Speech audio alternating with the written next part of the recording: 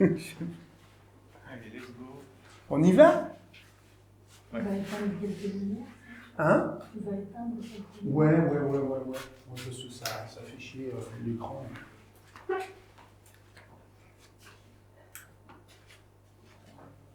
Comme ça fait chier, ça donne une idée. On a encore une avant.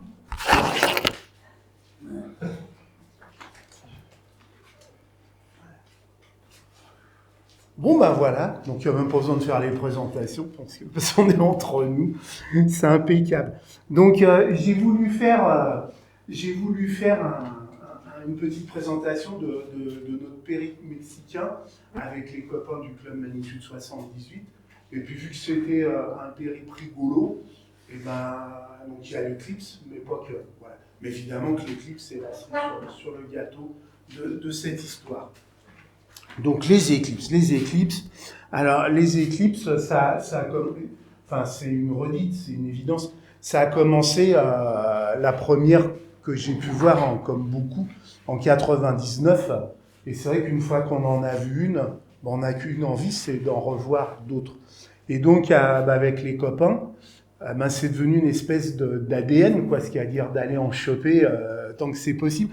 Alors tout ça, mine de rien, quand on fait le compte, ça commence à devenir assez impressionnant. Donc il y avait Beauvais la première, puis on a été en Espagne, puis en Libye, une aventure incroyable, la route de la soie en Chine, on est descendu la Chine traditionnelle. L'Australie en 2012, on est parti aux USA, en Oregon, et puis en Australie, et puis en Argentine, et puis là, 2024, le Mexique. Ce qui fait que c'est la 10e, donc ça c'est chouette. Donc quelque part, on voit qu'à chaque fois, c'est l'occasion d'aventures extraordinaires. C'est pas juste on va voir l'éclipse et on rentre à la maison et terminé. Ça permet de découvrir tous les continents, de vivre des trucs pas possibles. C'est toujours des vacances longues, hein. C'est jamais des petits séjours à 2 balles. Voilà. Donc celle-ci fut la 10e. Alors, elle a eu lieu il y a peu de temps, il y a quelques poignées de mois, le 8 avril. Et alors, elle se présentait comme ça. Donc c'est une grosse bête qui naît du Pacifique et qui va traverser tout le continent de l'Amérique du Nord en entrant par le Mexique et en sortant à l'embouchure du Saint-Laurent et traversant les USA.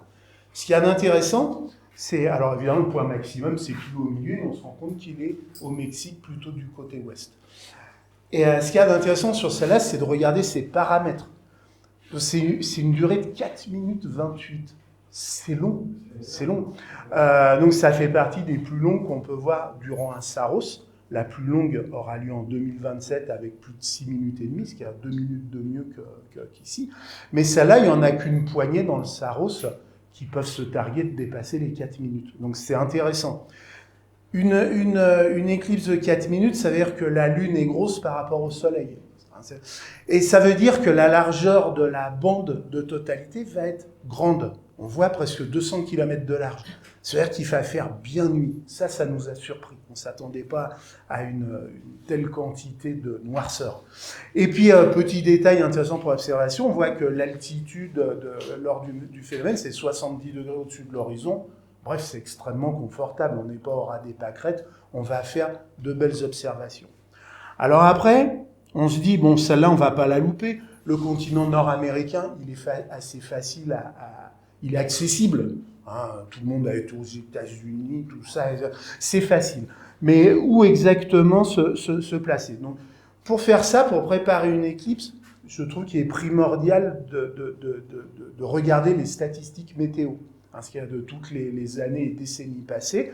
Donc il y a des cartes qui sont vachement bien faites sur le site de Xavier Jubier. Il arrive à centraliser toutes les données pour bien préparer ces éclipses. Et donc là, on voit sur la bande de totalité qui est cernée par les 2 lignes rouges et la ligne de centralité par la ligne bleue, on voit exactement où elle passe, où elle va passer, etc. Et on a la couverture nuageuse. Plus c'est rouge foncé, plus il va y avoir 100% de nuages. Et quand on est dans le bleu foncé, on a 0% de nuages et 50% étant la zone verte. Donc déjà, quand on voit ça, on se dit, les chutes du Niagara, ça doit être vachement sympa, mais il y a peu de chances de voir quelque chose. Après, les États-Unis, on voit qu'il faut descendre jusqu'à à peu près la zone du Texas, Nouveau-Mexique, pour que ça commence à devenir intéressant. Mais le Texas, Wow, c'est chaud, il y en a qui aiment, mais pas moi, quoi. Et donc, on voit que ça semble pas trop mal dans le Mexique. Alors, le Mexique, on est au nord Mexique, hein, donc va se poser des questions d'accessibilité. On voit bien ici le Texas, et puis là, on est dans le bleu, quoi. Donc, a priori, moi, le Mexique, il me parle bien. En plus, c'est un pays qui est fabuleux, le potentiel touristique est vraiment intéressant. On peut vivre des choses passionnantes.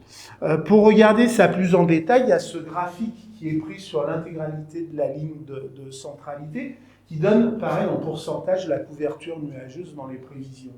Donc, en clair, plus c'est en haut, moins on voit, plus c'est en bas, plus il y a des chances de voir. Et donc là, le graphique, il est sans appel. C'est vraiment au Mexique qu'il faut aller. La zone du Mexique étant ici, la frontière avec le Texas étant ici. Donc on a dit on va aller observer ça dans cette zone-là. Et là, par rapport aux 4 minutes 28 de maximum, qui était à peu près dans cette zone-là, on disposerait, si on est à Mazatlan, c'est la ville côtière du Pacifique, on disposerait de 4 minutes 16 secondes de totalité, ce qui est sacrément généreux. Donc on s'est dit, on va organiser un voyage dont l'éclipse sera observée à cet endroit-là, avec des situations intéressantes. Alors de ça, on a bâti un périple. Alors ça a commencé, la côte ouest du Mexique, waouh, enfin moi personnellement ça me fait rêver depuis des décennies, entre autres pour deux raisons. L'un, il y a la Basse-Californie, la péninsule de la Basse-Californie, qui est une région, je sais pas, moi ça m'a toujours fait rêver. Personne n'y va, mais je sais pas. Mais dans le Pacifique, il y a 3 petits points rouges là. C'est l'archipel des Revillagigedo. Et ça, c'est des rocs qui sortent du Pacifique en plein milieu de rien. Et c'est un des meilleurs sites au monde pour faire de la plongée. Alors je me suis dit, bah, c'est l'occasion de faire d'une pierre deux coups. Je vais d'abord aller faire un petit coup de plongée là-bas, et puis après, on va se retrouver et on va continuer le périple. Donc déjà, voilà, on voit que ça commence à devenir intéressant. Donc là, en clair, je vais prendre un bateau, un petit bateau, 30 heures de navigation pour arriver sur site, et puis pendant 10 jours, je vais plonger là-dedans, ce qu'on verra après. Une fois ça fait, eh ben, on revient à terre, et je rejoins La Paz, où là, je rejoins les copains, et là, ensemble, on va faire un joli road trip dans la Basse-Californie, avec plusieurs points d'hébergement qui présentent des points d'intérêt, comme on va le voir, assez intéressants. Là, le premier point, ici, c'est une grande baie, la baie de Magdalena, et là-dedans, c'est un écosystème incroyable. Il y a des piafs de partout, il y a des trucs, et entre autres, il y a les baleines qui viennent pour se reproduire et faire des petits. Donc, c'est des choses qu'on ne voit pas à tous les coins de rue, quoi. Et après, on va de l'autre côté sur la mer de Cortés, ici, là, qui est vraiment une mer très particulière, extrêmement riche. Cousteau disait que c'est la petite Galapagos qui est très riche en faune endémique. Donc on a butiné de la côte Pacifique à la côte mer de Cortés pour faire un joli road trip d'à peu près, 10-15 jours, un truc comme ça. Ça, une fois fait, on retourne à La Paz et on prend un avion pour aller à Mazatlan pour voir l'éclipse. Il se trouve, comme on va le voir, que les conditions météo, elles étaient un peu coquines. Donc on a été voir l'éclipse sur le rond jaune qu'on voit là. C'est un peu à l'intérieur des terres pour essayer de fuir les nuages. Et après, de toute façon, l'avion pour rentrer à France, il était à Mexico. Donc on a profité de Mexico et ses alentours qui présentent vraiment des points d'intérêt. Donc voilà, sur le prétexte d'une éclipse, un truc qui a de la gueule, quoi. C'est sympa, quoi. Voilà. Donc, j'ai dit, donc là, j'en dire, la première partie, c'est moi tout seul. Je suis parti avec mes palmes, mes détendeurs, mes bordels et mes trucs. Et j'ai embarqué sur ce tout petit rafio de rien du tout pour aller à 300 km des côtes pour faire cette aventure. Donc cette aventure, rassurez-vous, c'est pas 45 minutes de film, hein, c'est quelques minutes. J'essaie de la jouer.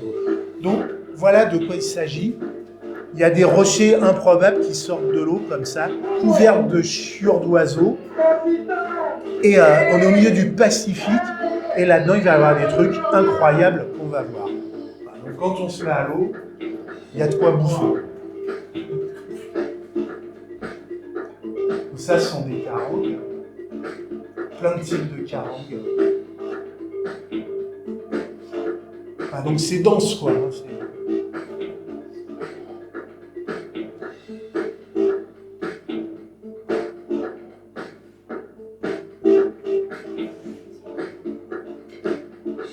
Et ça plombe à des milliers de mètres au milieu de rien. Et là, moi, j'ai jamais vu ça, quoi. Un banc de requins pointe blanche, mais par paquet de sang, quoi. Tout ce qu'on voit, c'est des requins pointe blanche. Et ils dorment comme ça, puis les uns sur les autres, comme dans des boîtes de sardines. Ben, c'est assez fou, quoi. Alors là-bas, c'est vraiment le lieu des requins. Il y a des requins de toutes sortes, c'est l'intérêt qui en reste, c'est des belles carantes bleues, c'est des poiscailles comme ça quand même. Ah, il y a des trucs sympas quoi, quand on est là, on entend des petits sifflements, puis tout à coup, il y a les dauphins qui viennent faire coucou, c'est toujours des moments sympas.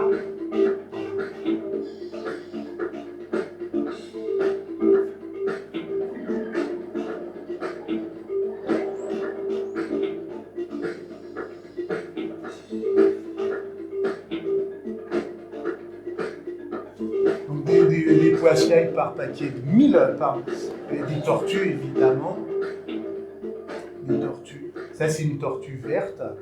Et puis après voilà, on rentre dans le monde des requins. Là-bas, c'est vraiment le monde des requins des Galapagos. Voilà cette bête, ça peut mesurer jusqu'à plus d'1,50 m, 2 mètres. Moi je l'ai baissé.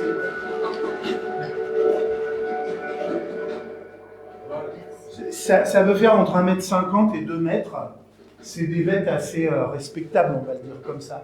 Et ça tourne. Alors on voit la visibilité n'est pas terrible, et c'est aussi ça qui fait qu'il y a du monde, parce qu'en clair, il y a du plancton, donc il y a à manger, donc il y a une chaîne alimentaire, et voilà. Donc on est au milieu de ces requins. Ah là, on en voit avec des liserés blancs. Alors celui-là, c'est le redoutable requin, il l'appelle le silver tip, le bordé blanc.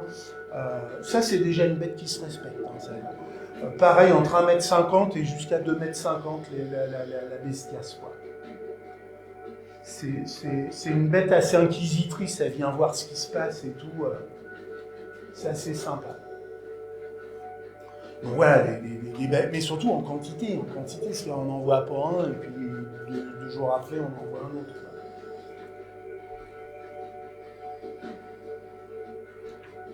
Ouais, donc c'est vraiment ce mélange de ces deux espèces qui étaient vraiment les espèces dominantes de ces sites-là. Après, il y en a d'autres, j'ai presque fait le voyage pour ça, quoi, les bancs de requins marteaux. Donc là, ils sont par paquet de 10.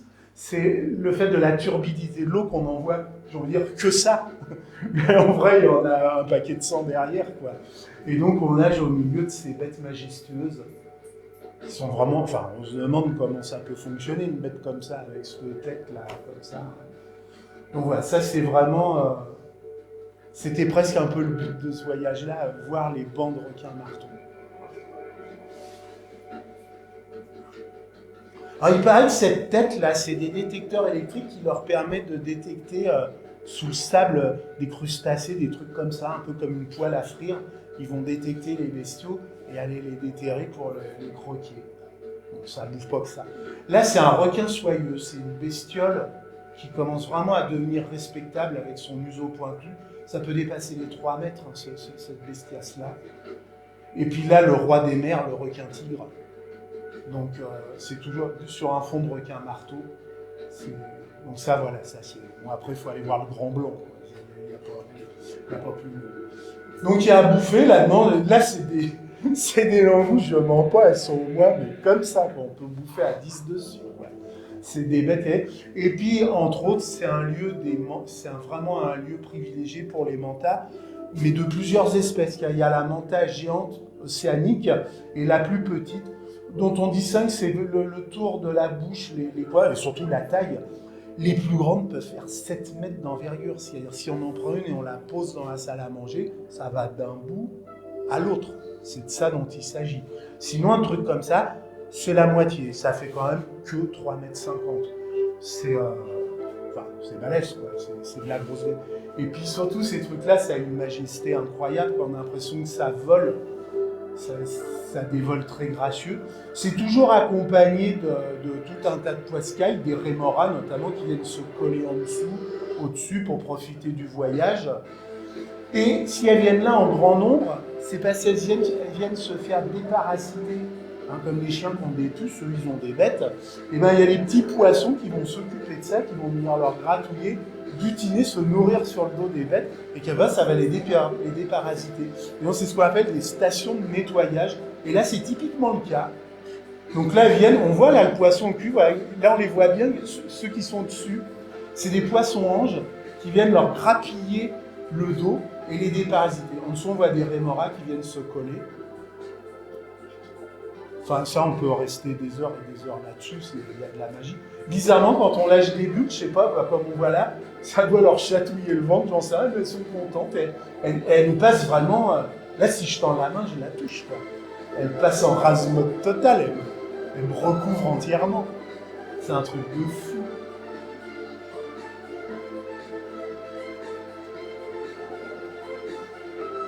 Là, c'est des monstres, quoi. Quand on voit que la carangue, là, qui est là, c'est les 40 grosses têtes, c'est des poiscailles, ils sont comaques, quoi. Et ça donne un peu une échelle. Là, voilà, on n'est pas obligé de se pousser pour la laisser passer, quoi. Elle passe en... Et là, on voit les poissons-anges, regarde comme ils sont jolis, là, jaunes et bleus, qui viennent picorer sur le dos.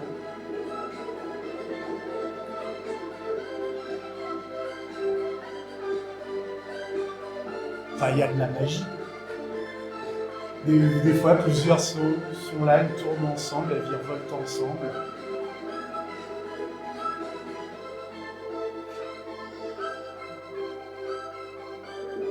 Voilà, donc il y en a de différentes tailles, etc. Donc voilà, j'ai passé... Oui ? Oui, t'as vu là sur les côtés. Alors ça, c'est... il faut imaginer ce à quoi ça sert. On pense que ce sont des espèces de... comme un chasse-neige, mais à l'inverse, il y a un espèce de déflecteur. C'est des animaux qui se nourrissent en filtrant le plancton. Donc, en fait, ça fait un entonnoir devant la bouche. Elles ouvrent le bec, là, on pourrait rentrer dedans, et elles absorbent en nageant comme ça, elles absorbent et elles filtrent le plancton au niveau des branchies. Elles se nourrissent que de ça. Donc, on pense que c'est l'utilité, c'est de faire un espèce d'entonnoir. Et quand elle n'est pas en train de manger, je ne sais pas si vous avez vu, il y a deux versions, soit elles sont déployées comme ça, soit elles s'enroulent, vraiment comme on roulerait du papier à cigarette, et ça fait deux fuseaux comme ça, qui filent comme ça. Donc voilà, j'ai passé 10 jours fabuleux, et puis de là, j'ai retrouvé, je rejoins à La Paz, la bande de copains. Donc voilà la bande qu'on était. On était 6, donc 6 c'est un nombre idéal, ça permet juste d'accastiller 2 bagnoles, 3 par bagnole, 2 bagnoles s'il y en a une qui a un problème, la deuxième est en sécurité, c'est impeccable. Donc là on reconnaît de gauche à droite l'ami Pierre, hein. Derrière on voit le coquinou de Nicolas, devant on voit le Jean-Paul Beria, il est pas du club, mais vu qu'il nous aime bien, il vient, et puis il aime bien nos voyages, donc il vient souvent avec nous, et Yann là, et puis tout à droite le Jean-François, éminemment sympathique Jean-François. Voilà. Et tous ensemble, donc on va se balader dans la Basse-Californie. Voilà, c'est ça la Basse-Californie. C'est des espèces de canyons, il n'y a quasiment rien qui pousse, si ce n'est des forêts de ces cactus colonnaires, là, comme Lucky Luke, là. Mais il y en a des forêts, quoi, à perte de vue à l'infini. C'est totalement aride. La mer de Cortés d'un côté, le Pacifique de l'autre. Donc on est vraiment dans la pavasse et les cactus. Voilà le monde qu'on va traverser pendant à peu près une dizaine de jours. Là-bas, donc on a été à Baie de la Magdalena pour le biotope. C'est des endroits extrêmement... Il y avait des piafs de partout. Là, on voit, c'est un balbuzard pêcheur. Hein, il y en a aussi ici. Mais ici, c'est assez rare. Là, il y en a partout. Chaque poteau électrique, il y a un nid. Et là, on voit, il est en train de bouffer son poisson et tout. C'est assez incroyable. On a vu des pics de toutes les couleurs, des machins, des spatules roses, des trucs. Ce qui dominait vachement, voilà, c'était sur la mer, la densité, quoi. Donc là, on voit principalement du pélican, du cormoran, du goéland, mais plein d'autres petites merdes. Enfin, il y a du piaf de partout, en très très grand nombre. Ça va faire du bruit. Hein ? Ça Et ça pue le caca, ça sent le poulailler et tout. Donc voilà, c'était vraiment un des attraits. Et là, ouais. Et donc là, dans cette baie de Magdalena au part, tout le monde avait amené un petit masque et un tuba, et voilà ce qu'on a pu voir. Donc dans cette baie Magdalena, avec un petit bateau, et pendant toute une grosse matinée, on a été traquer la baleine. Et là, alors, c'est la baleine grise. Généralement, quand on voit des baleines, c'est plutôt le mégaptère, la baleine à bosse, comme on dit. Mais ici, c'est la baleine grise. Donc, le principe de ces baleines-là, c'est des baleines qui migrent. Ça veut dire elles sont soit inféodées aux zones arctiques, soit antarctiques. Donc là, on est dans l'hémisphère nord, c'est les zones boréales, arctiques. Et elles viennent se reproduire sous les tropiques. Elles viennent mettre bas. Enfin, d'abord, elles viennent mettre bas, hein, il faut faire les choses en un, et elles s'accouplent là, justement dans ces baies fermées, plutôt chaudes, où elles vont accomplir ce...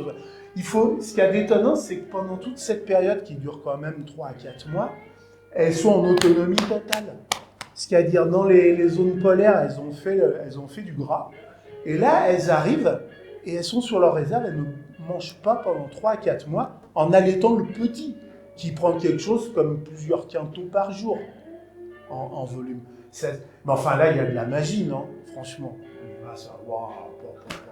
Donc voilà les petites barcasses où on est, et on voit ces mastodontes là, mais qui nous passent au ras.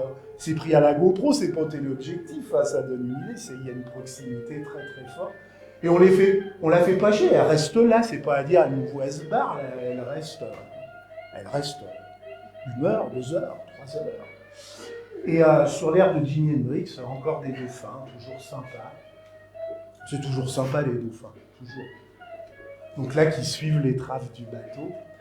Et puis après, avec les copains, à la passe, donc là on est en mer de Cortés, on voulait voir cette chose-là rigolote, il y a des reçus où il y a des colonies de lions de mer, des phoques à fourrure, et on va se baigner avec ces trucs-là. Alors même le chien de la copine, c'est rien à côté. Hein. Ce sont de petits coquins. Là on voit, celui-là vient de faire sa crotte là. Et voilà, c'est extrêmement agile, c'est fluide, hein. Enfin c'est très esthétique. Et c'est très curieux, ils viennent nous voir, ils se barrent, ils viennent, voilà. C'est beau, non? Et puis là, voilà, ils viennent croquer, ils viennent titiller comme ça. Là. Et puis, alors des fois, ça fout un sacré bien, parce que voilà, Nicolas, il aimerait bien être peinard, mais l'autre, il veut lui faire un petit derrière, là. Alors le Nicolas, il ne sait plus quoi faire, là, il est dans la merde. Et sinon, l'autre truc qu'on va faire en baie de la Passe, qui est vraiment un truc incroyable, c'est ça. C'est le requin-baleine, le plus grand des poissons. Et donc, on se met à l'eau, et pareil, des eaux turbides, et on essaye de voir cet animal. Donc, c'est le plus grand poisson. Ça peut faire presque 15 mètres de long, les hommes. Ça, c'est un jeune, il fait juste 7 mètres, un truc comme ça. Voilà. Donc, on a eu la chance d'en voir quelques-uns et de profiter. Enfin, c'est des moments inoubliables. Rien que ça vaut le voyage, non? Voilà. Yeah. Sur Mr. Jimi Hendrix. Voilà, donc ça c'était la partie Basse-Californie, on voit que c'est sympa quoi. On a bien bouffé, on a bouffé des poissons, des coquillages, là-bas ils ont des coques, elles sont grosses comme ça, ils appellent ça des chocos. Et alors au début on dit il y en a que 3 à bouffer, oui ça suffit largement. Ah non c'était bien, vraiment c'était bien. Mais ça nous a permis aussi, on n'est pas là pour rigoler, on fait de l'astronomie. Hein. Donc on avait amené notre petit matériel. On venait évidemment pour l'éclipse du Soleil. Et l'intérêt aussi de cette éclipse de Soleil-là, c'est que le Soleil, il pète le feu. Donc ça, c'est un H-alpha qui a été fait juste avant le voyage, juste avant le départ. Et comme aujourd'hui, comme il y a 3 mois, comme il y a 6 mois, on a affaire à un Soleil vraiment explosif, hyper actif.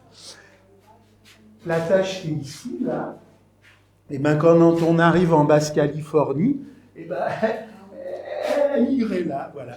Donc ça, c'est pour voir ce qui se passe. Donc là, c'est juste à l'astrosolar, lunettes de 80, pour une prise de contact avec le soleil. Donc on est dans notre petit hébergement et tous les soirs, on sort nos petits bignous et on s'amuse, comme ça.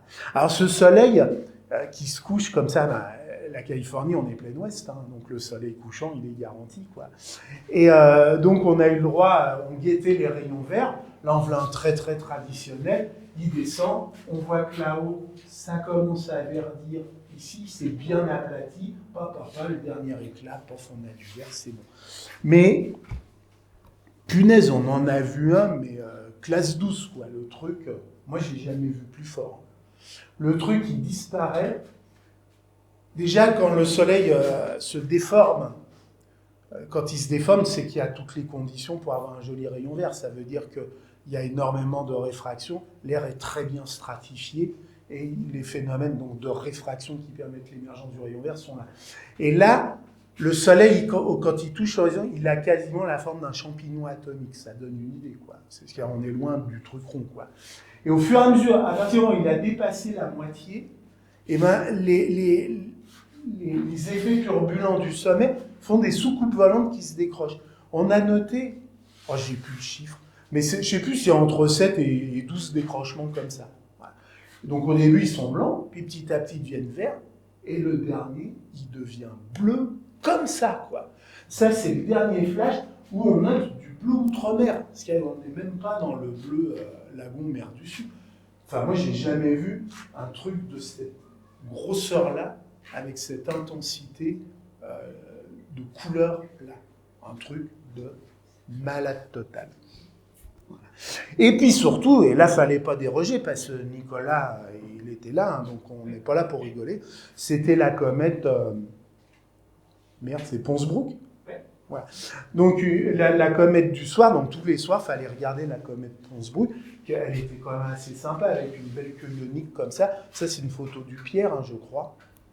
Donc tous les soirs, on observait cette comète, ce qui faisait aussi notre fil rouge de voyage. On voit tout ça, ça s'amalgame. En dessin, voilà ce que ça a donné au fil des jours, de la qualité du ciel. Comme disait Nicolas, elle a eu un sursaut au niveau du noyau, ça a gonflé, ça a diminué. Mais surtout, c'est vrai qu'on notait bien dans les départs de queue, c'était pas lisse comparé à celle qu'on voit là sous la Grande Ourse, là, ces soirées-là. On notait plus du fil, du poil, c'était assez texturé. Et puis c'est vrai, une belle coma bien verte, qui est le témoignage de la molécule de...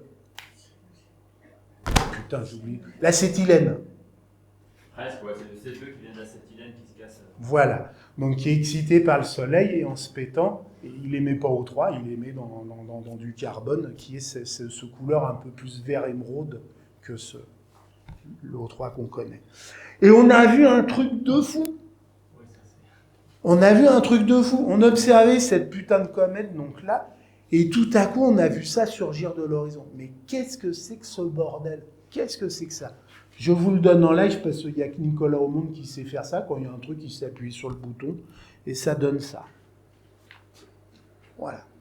Un truc de malade. Donc là, c'est pas accéléré, c'est en temps réel. Hein. Là, c'est trop dingue, j'ai jamais vu ça. Voilà, j'ai jamais vu ça. J'ai jamais vu un truc pareil. Et Nicolas a la réponse. C'est la Falcon 9 qui décolle de la Californie à l'étage du dessus. Un truc de fou. Donc là, on était à combien? 500 bornes, je crois, de la base comment ça, Vandenberg, là, c'est ça? Et donc elle est pile sur le littoral californien des USA. Et enfin, il tire sur un angle par rapport à l'équateur de 53 degrés, si je me souviens bien. Et c'est quasiment l'angle, de la côte américaine. Donc, ça permet de survoler pile. Ça ne va pas tomber sur la Terre. Et là, ce qu'on voit, c'est le deuxième étage. Car la fusée, elle était déjà tirée depuis un paquet de minutes. Et on voit la combustion du deuxième. Donc, on voit ce truc qui sort comme ça, qui s'inclure comme ça. Elle nous passe à 45 degrés comme ça. C'est le deuxième étage qui crache. Je ne sais pas si vous avez vu, on a vu comme des lignes de turbulence là. Et puis tout à coup, ce panache, il reste sur tout le ciel, quoi. C'est-à-dire de là jusque-là, il reste, il ne se dilue pas. Et tout à coup, pouf, elle rentre dans l'ombre de la Terre, et on ne voit plus que la flamme de la tuyère. Et puis c'est la fin des 8 minutes de combustion. Pouf, ça s'éteint dans la nuit, terminé. Voilà. Donc, voilà ce que ce truc-là, voilà ce que ça peut donner. Quand ça a émergé de l'horizon, c'est en dessin, on voit ce truc. Moi, j'ai cru que c'était un lampadaire de stade qui venait de s'allumer avec les... Je me dis, ça fait les rayons, c'est un peu droit, c'est pas tordu, ça marche pas. Et avec l'effet spatial, la montée est très très lente. On voit là des petits jets là sur les côtés, là, c'est vraiment surprenant. Là, après, ça prend vraiment de l'ampleur, ça s'accélère. Donc là, ça s'incline. On voit là cette structure un peu en plure d'oignon là, qui sont les effets turbulents d'échappement. Ça passe, et ça arrive dans la nuit, dans la zone de nuit, de l'ombre, et on voit plus que le jet, le cône de jet de la tuyère, Et pouf, ça s'éteint, c'est fini. C'est un truc de fou, non? Donc ça, on l'a vu à 2 reprises. C'était vraiment très spectaculaire. Alors, de là, comme je l'ai dit, on a pris l'avion pour rejoindre Mazatlan sur la côte atlantique pour voir l'éclipse. Mais vu que c'est la cerise sur le gâteau, on en parlera après. Là, donc là, de Mazatlan, on part à Mexico. Très vite fait, Mexico. La ville mexicaine, c'est une ville qui est vraiment extraordinaire. Sa ville, voilà, les petites gargotes sur la route, on bouffe des tacos, des trucs, des machins. On vit bien. Et ça nous a permis de visiter les sites les sites notamment aztèques. Teotihuacan, là, donc là, la grande pierre, je sais plus combien de mètres de diamètre elle fait, là, qu'ils ont trouvé en creusant dans Mexico pour les fondations. Hein. Pouf, ils sont tombés sur ce truc-là. C'est un monolithe, c'est le fameux calendrier aztèque. Et voilà, là, on est vraiment on y est, quoi. Les Aztèques. Et on a été voir le fameux site de Teotihuacan, là, qui est la gigantesque cité aztèque, avec là la pyramide du serpent à plumes, là, tous ces petits bonhommes, là, très sympathiques. Ça. Et la grande pyramide du sol. Regardez comme c'est majestueux, c'est un truc de fou, quoi. Un truc de fou. Voilà.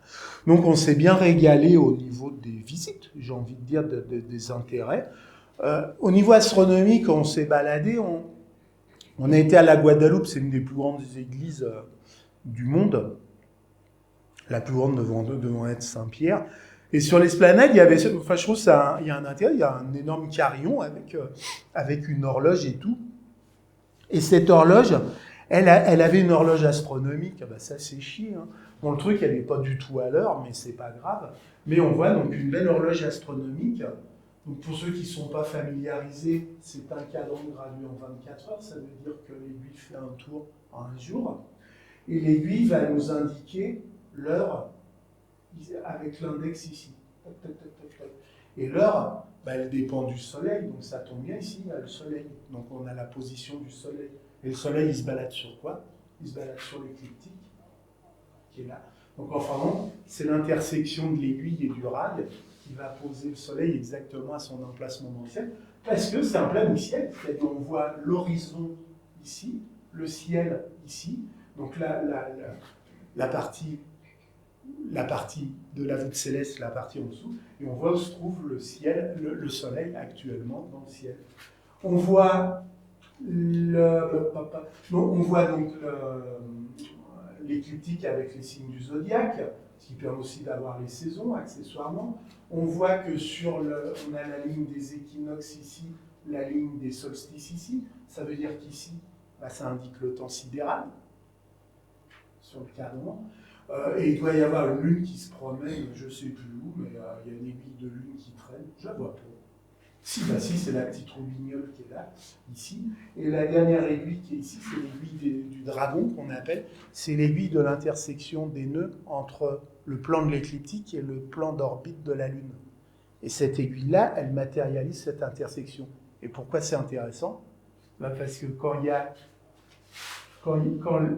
la Lune et le Soleil sont posés sur cette ligne-là, ça veut dire qu'il va y avoir une éclipse. Si elles sont à l'opposé, c'est une éclipse de Lune. Si elles sont du même côté, c'est une éclipse de Soleil. C'est pas chouette, ça? Putain. Et de l'autre côté, il y en avait une autre. Alors celle-là, j'ai pas compris parce qu'elle est basée sur le calendrier aztèque. Donc je sais absolument pas. Il n'y avait pas de mode d'emploi. Je sais pas. Enfin, si le mode d'emploi il était là, mais il était tout effacé. Donc j'ai rien compris de comment ça fonctionne et à quoi ça sert et tout. Mais c'est beau. Voilà, c'est beau. Donc voilà, c'est beau. Et puis évidemment, c'est payer des bonnes tranches, des bons coups à boire. Mais il est temps de revenir à Mazatlan pour parler du principal, à savoir de l'éclipse de soleil. Donc Mazatlan, c'était la ville de la ligne de centralité avec les meilleurs. Donc autant dire, il y avait du monde. Et ils avaient préparé l'événement. On voit, il y a beaucoup de touristes. Voilà, il y a des statues qui représentaient l'événement. Il y avait vraiment une affluence très forte. Mais il y avait cette putain de météo. On ne peut pas dire qu'il fasse mauvais, mais on ne peut pas dire qu'il n'y a pas de nuages. Et alors, c'est un truc de fou.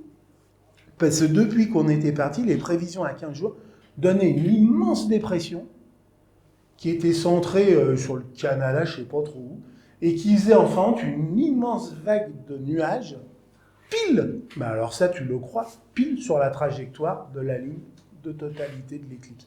Et ce truc-là n'a pas bougé des 15 jours qu'on était là. Jusqu'au dernier moment, mais ça va bien se décaler au nord, au sud, à gauche. Non, c'est resté. Et nous, on est juste dans la queue. Voilà. Mais après, il faut aller dans l'océan. Donc merde, ça fait chier. Ça fait chier. Ça veut dire qu'on va la voir,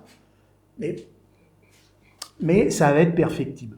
Donc ça fout un peu de tension. Voilà ce qui se passe. On a un ciel, c'est du cirrus pommelé, et le soleil est derrière. On le voit, il n'y a pas de souci. Mais on ne le voit pas bien, quoi. Alors, cette éclipse, on a trouvé un lieu, on était parti d'un côté pour dire on va essayer de s'échapper, mais c'était pas terrible. Alors, faut voir, bon, vous allez le voir après. Il y a une ambiance, hein, il y a on va dire une tension, quoi. Et en fin de compte, on est barré dans les montagnes et puis on s'est installé là. On s'est installé là, ce qui est vraiment sur un bout de terrain vague, à la vague que je te pousse, et on s'est installé, je sais pas, une demi-heure avant le premier contact, à tout petit, ou 20 minutes, voilà. Par contre, voilà, on va noter les paramètres. Regardez comme ils sont sympas. La durée, 4 minutes 27. Je vous rappelle que le maximum était à 4 minutes 28. Yeah, ça c'est pas mal. Avec une altitude dans le ciel à 70 degrés. Bon, l'azimut, 140, c'est juste pour dire, il n'y a pas de montagne en face, on est peinard, ça va se faire. Une largeur de bande, donc quand même 200 km, c'est sacrément balèze. On voit bien, donc ça veut dire une grande éclipse comme ça, c'est-à-dire que le rapport entre le diamètre de la Lune et le diamètre du Soleil, il commence à être important, plus de 5%, presque 6%. C'est une grosse lune. Là, voilà les temps des contacts, un premier contact, deuxième contact, troisième contact et quatrième contact, qui permet vraiment, moi je trouve que c'est vraiment, c'est de se caler à la seconde près pour vraiment être en phase avec l'événement. Donc sur le téléphone, là, paf, il y a le compte à rebours qui est lancé à la seconde près, et comme ça, on sait exactement où on en est, ce qui va se passer. Et donc de ça, je vous propose de vivre ça en vrai par un petit film qui va pas durer...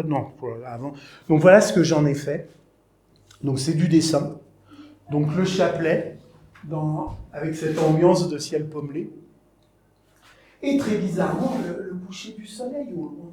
Donc à 100 km plus loin, mais ça fait 200 km de là. 100 km plus loin, et c'est les lueurs du couchant qu'on voit. Et cette nuit, mais d'une noirceur, j'ai eu beaucoup de mal à dessiner quand la totalité arrivait. Il faisait une putain de nuit.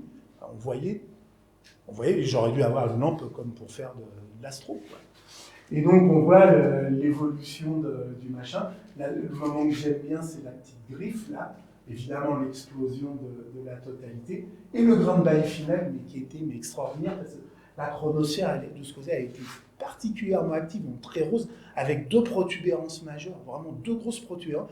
Et le grain de bail est sorti dans 2 petites vasques. Il y a eu vraiment, bam, 2 éclats comme ça, comme 2 phares comme ça qui éblouissent. Et puis après, à l'œil nu, faut s'arrêter là, quoi.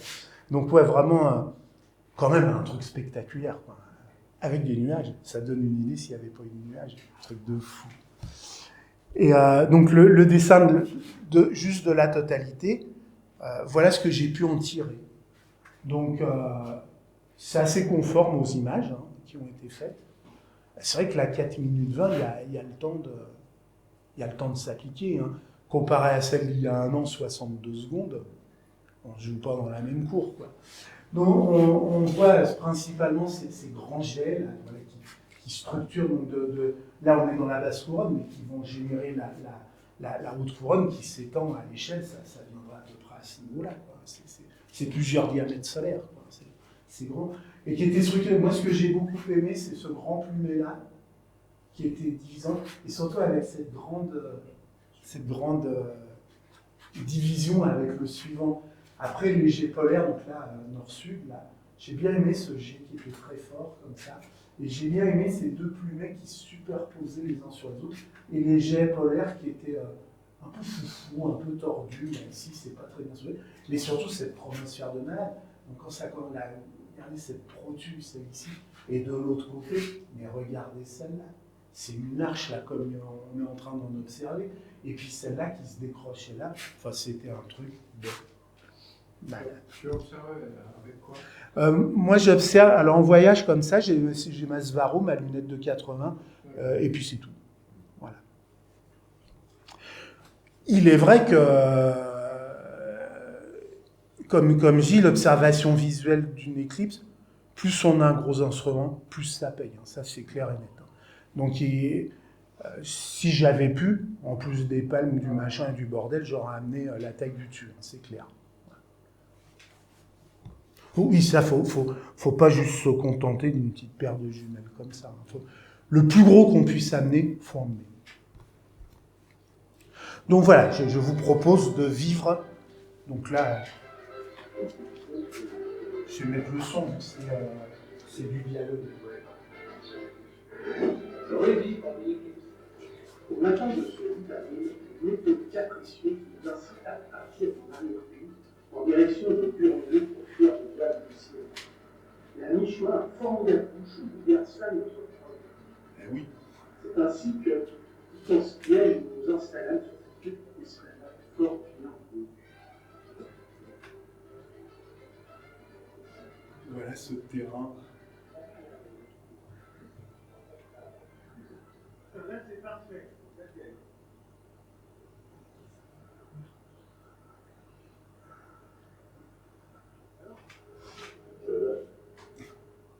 Et c'est merveilleux quand même. On a bossé pour ça. Mon équipement est à 30 minutes de la totalité. Vous la jouez comment? On joue que dribble. On joue que. Je pense qu'on a un truc de bleu. Plus à tout. Car les enfants ont été. Très bien. Je vous présente le bleu.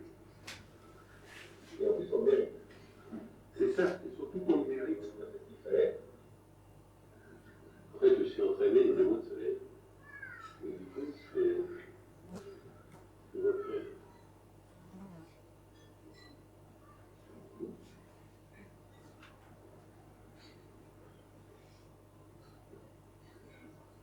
Donc voilà avec quoi j'observe le machin. Bon, Jean-Paul, lui, il est docteur, donc il peut se payer la taille du dessus. Et les manips de pierre, c'est toujours une curiosité. La manip commence à être montée bien tardivement. Et là, il va y avoir un super grand angle. Ça devrait faire forcément une super photo. Quand on est des préparations.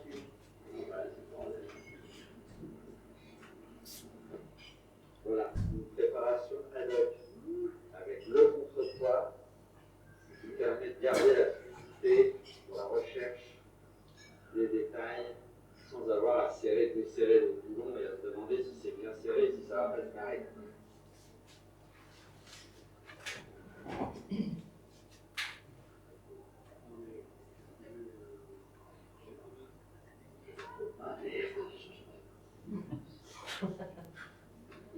Alors, pour bien profiter des faibles détails lumineux, il faut se mettre les yeux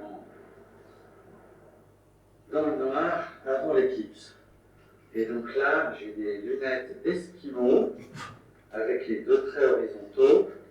Et comme je suis un Esquimau avec un portable, pour pouvoir regarder le portable, il y a des petites fentes en biais pour pouvoir zioter sur la surface du portable. Et là, on est dans le noir pour regarder le sol. Dans le noir. Et on va profiter des détails. Comment ça semble se présenter? Un peu comme ça.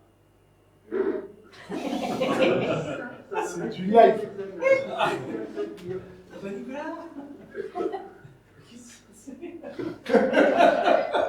Ça s'appelle le stress d'avoir écrit sur les rats.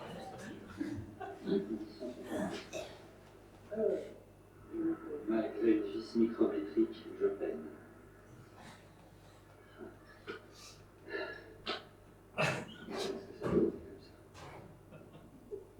Mon Dieu, t'as décidé de tout démonter. Mais c'est grand tout.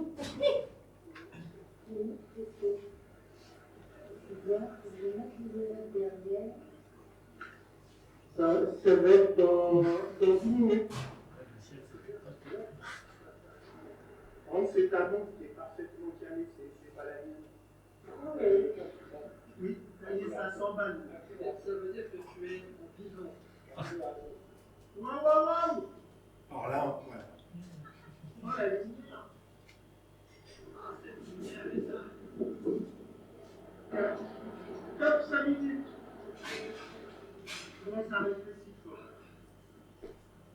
ça? Ces images de pierre, ça. Oui, ça va être excellent tout ça. Waouh, alors là, la lumière elle change. Ouais, là, ça y est, là, on est dans une autre dimension. J'ai déjà un grand bailli en bas. Une minute!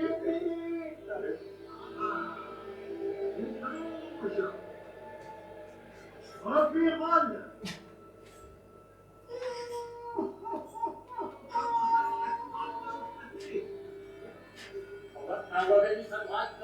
Regardez le noir à gauche. Là.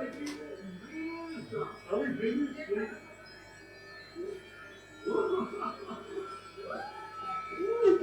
Oh putain! Oh yeah! 9, 8, 7, 6, 5, 4, 3, 2, 1.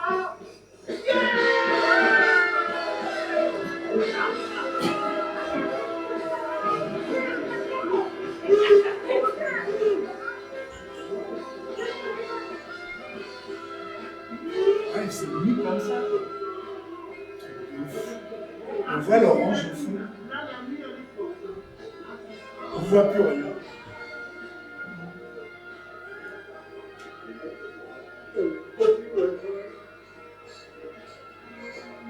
En vrai, c'est le produit qui se détache là, sur le côté. Alors là, les planètes, les principales étoiles. Ça, c'est Nicolas. Là, c'est noir.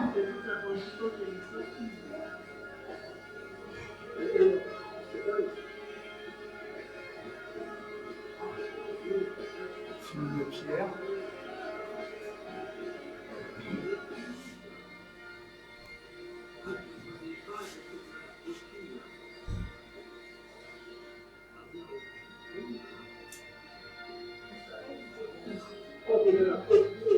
Regardez la super produit en bas à droite, là, à 4-5 heures. Donc là, c'est vers la sortie. Là.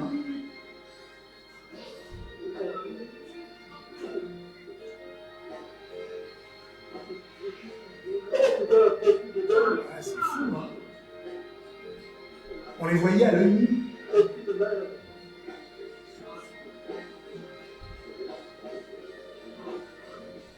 Et ça. Ouais, ça colle. Le son revient. 24, 25, 26, 27. Et voilà le double grand bailli qui sort.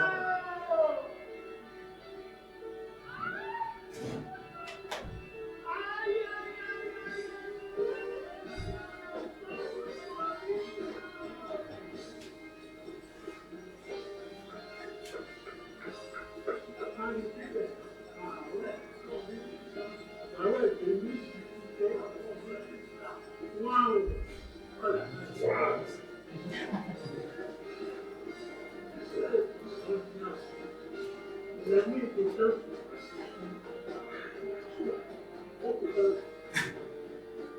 On n'a pas eu le temps vraiment. Non, on en a pas tout là.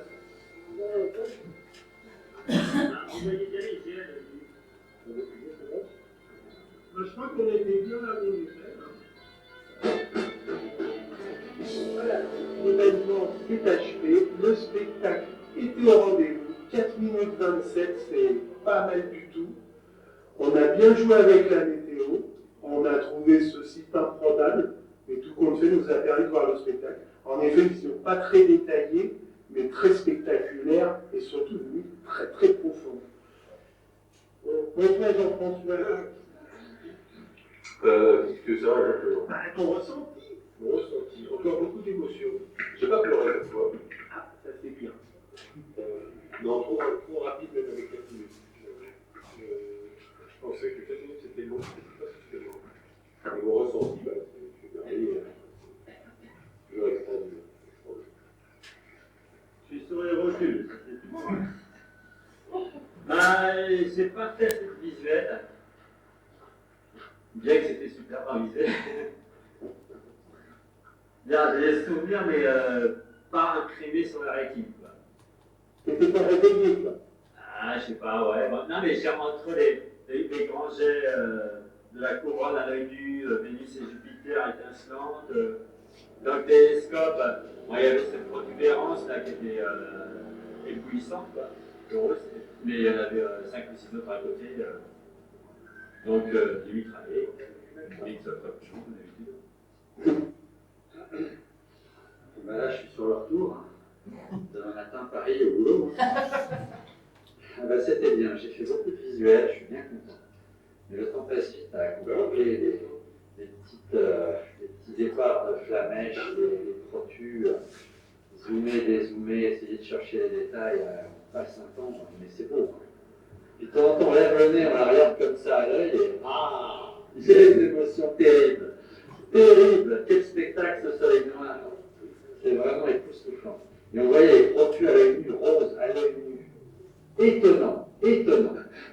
Ah, ça fait encore un peu. Il y a de l'électricité, un frigo, une chaise longue, des petits fours. Là, ici, c'était un petit peu vide, un petit peu. Voilà. Donc, plus les nuages, donc visuel.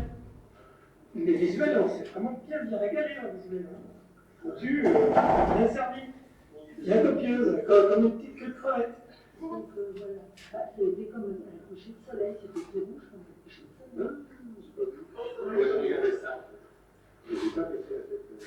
Jean-Paul, t'as vu le côté qui était tout rouge comme un coucher de soleil? Moi, j'ai vu le restaurant manger. Ah oui, toi aussi, tu l'as vu. Ah, c'était tout Peut-être que c'est sur le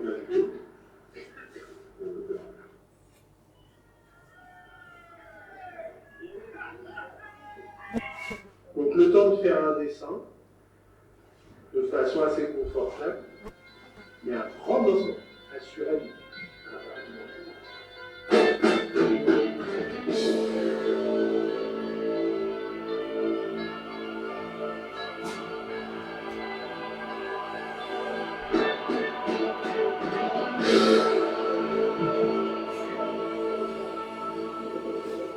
Ah, c'est trop dingue, j'ai jamais vu ça.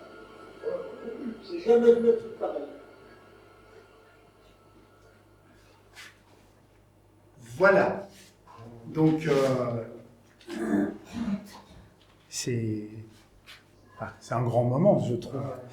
Ça fait souvenir. Hein, il y a de l'émotion. Hein.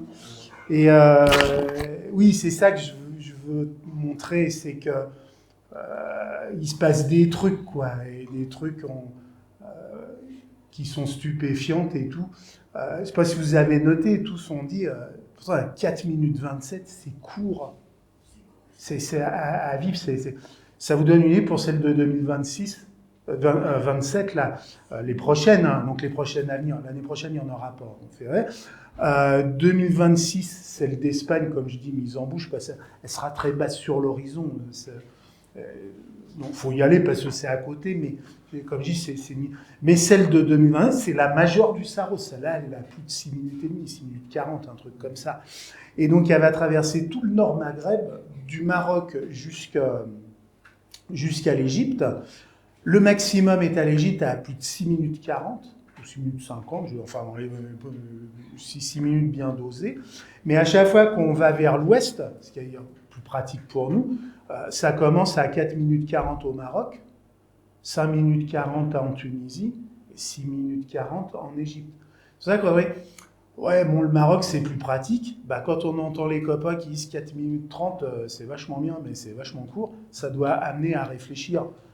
C'est toujours trop court. Voilà. C'est la moralité qu'on peut... On voit aussi le côté, il faut improviser. Là, c'était flagrant. On avait prévu d'aller là, il faut aller là. Vous avez vu cet embouteillage complet. C'était un incendie de camion dans un tunnel. Il n'y a qu'une route, hein, il n'y en a pas deux. Donc si celle-là, elle est bouchée, c'est pas la peine. Mais c'était un truc de fou. On était là au milieu, mais on ne va pas regarder l'éclipse, le cul dans la voiture, au milieu d'une montagne. Donc on l'a joué à la mexicaine, on a remonté, ça se voyait pas, c'était en autoroute hein, quand même. On a remonté à contresens, vu que la route était bouchée, il n'y avait pas grand monde, jusqu'à trouver une bretelle de sortie qu'on a pris à contresens pour s'installer sur ce qui était quelque part cette petite échangeur. C'était pas là qu'on voulait aller, on voulait pousser. entre 50 et 80 km plus loin, où là, en effet, les nuages s'étaient dissipés. Ceux qui ont été sur Durango, les nuages étaient dissipés, mais on n'a pas pu y aller. Donc on voit bien qu'il faut aussi une dose d'improvisation et d'être prêt. Comme vous avez vu, on est arrivé 20 minutes avant le premier contact. C'est rock'n'roll quand même, c'est la one again. Donc voilà ce que c'est d'aller à la rencontre d'Eclipse et les aventures qu'on peut en vivre. Voilà.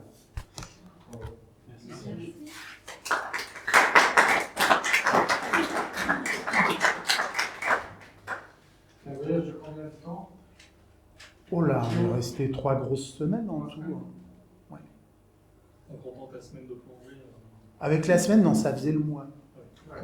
Et comme Pierre et... Donc Pierre, Nicolas et Eliane. Avec Eliane, ouais, donc Serge, il a fait la semaine avant, et nous on est partis jusqu'au 26 mars, c'est ça? On est rentré le 16 avril, je sais pas, ça. Oui, 3 semaines. Donc oui, c'est un beau voyage, on voit, c'est riche quoi, hein, c'est quand même assez sympathique. Peut-être tous ne permettent pas des choses comme ça, mais au club, on aime bien faire des trucs comme ça, qui permettent de marier... comme on dit, imagine la météo, elle te plombe. C'est ballot, vaut mieux avoir des... Je trouve bien quand l'éclipse, elle arrive comme une cerise sur le gâteau. Et non pas qu'elle soit la totalité du truc. Après, c'est vrai qu'on rentre dans des périodes où, comme on dit, le bilan carbone, bon là, on commence on va dire, à le rationaliser, enfin, à l'optimiser, quoi, voilà. Voilà.